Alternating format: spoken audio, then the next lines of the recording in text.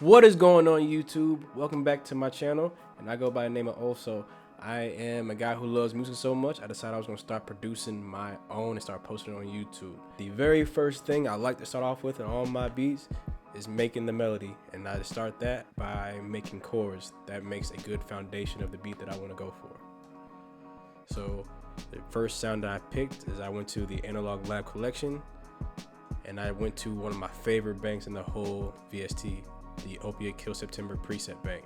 I'm not sure where I found it or where I heard about it from. Probably OG Cheesy Beats, I can't be sure. But I went to the Distraction Sound Bank, and this is the chord. These are the chords that I came up with.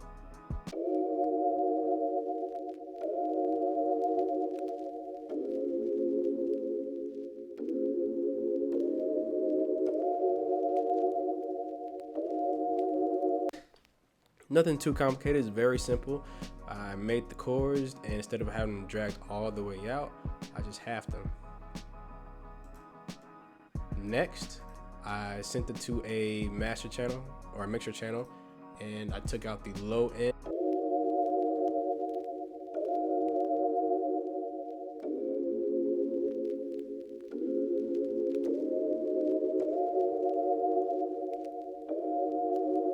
The next thing that I did is I used FL keys, and all I did for that was simply copy the same chords. Only difference is I took off the high notes, the top notes. I dragged the notes all the way out, and then I strummed them.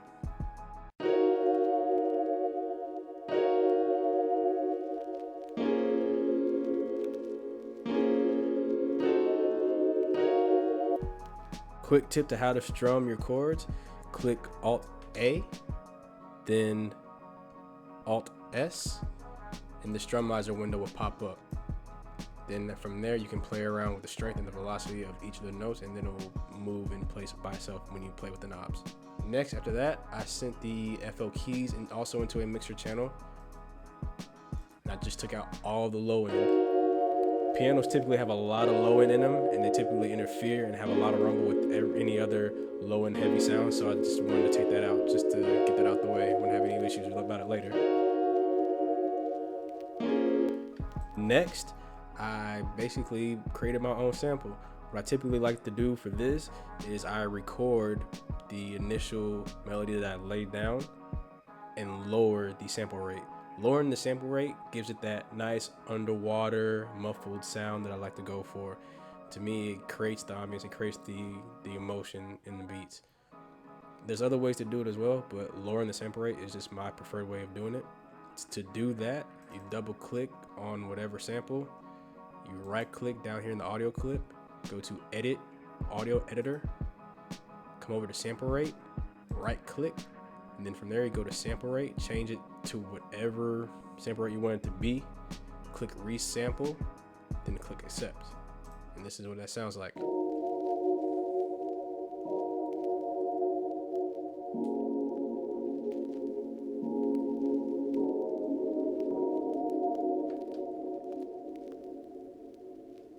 Next, from there, I also added that into a mixed channel and did a little bit more processing.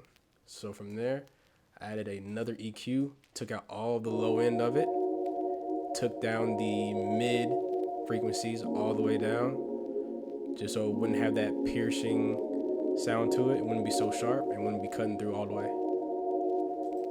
Next, I went to the goated Effect VST effect racks and added the large lush verb sound just to make it a little bit wider, give it a little bit of reverb to it. Next, added another EQ just to take out a little bit more of the mid, just because it was still piercing just slightly, and I didn't want that to happen. Lastly, I added the RC20 Retro Color VST, and I put it on the Vinyl 3 preset. Then I lowered the noise and lowered the wobble just so it wouldn't be so noticeable that I added vinyl crackle. And I just wanted it to be subtle. And that's where you get it from. You can slightly hear it, but it's not overpowering. And me personally, I love vinyl crackle. It's just satisfying to me. The next thing I did was I started to work on the drums. Now for this, initially I didn't exactly know what I wanted to do for the drums exactly, so I just decided to add in a hi-hat and perk loop just to get something going.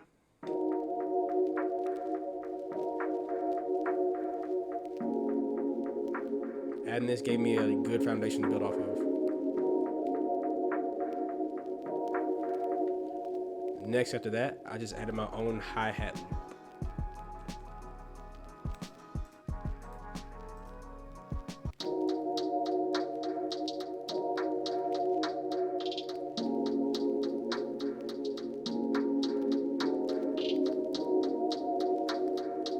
See how I added the hi-hat rolls?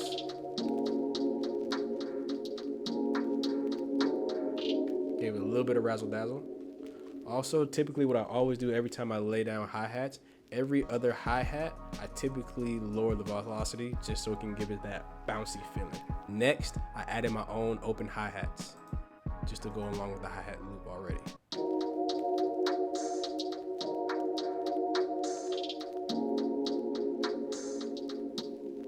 After that, I went to the snares. Now, usually I don't use just one snare. I use multiple sounds to create a snare effect, basically. I added 2 claps and a snap just to make it full. I personally like to layer sounds to make a snare just because it makes the beat sound a whole lot more full than when I don't.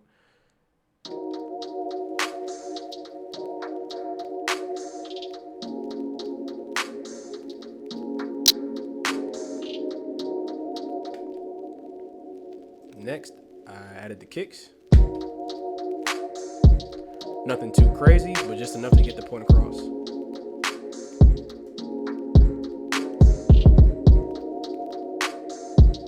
And finally, I added the 808s.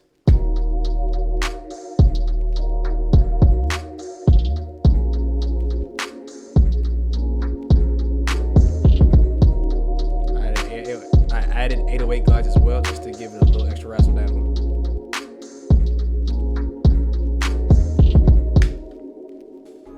And that is it for this beat. That's all I did to create this one right here. This one that I'm so proud of. This is something that I would definitely hear someone like a Summer Walker or SZA, Tink, or whoever get on top of and just sing their heart away. I want to thank you all for clicking on my video and watching me post this content. If you like this video, please comment, like, subscribe, tell a friend and tell a friend. If you got any tips for me to get better and improve on, please also leave that in the comments. If you even got any tips from this video, also leave a comment. I would love to know your guys' feedback. And without anything else, I'll see y'all in the next video. Peace.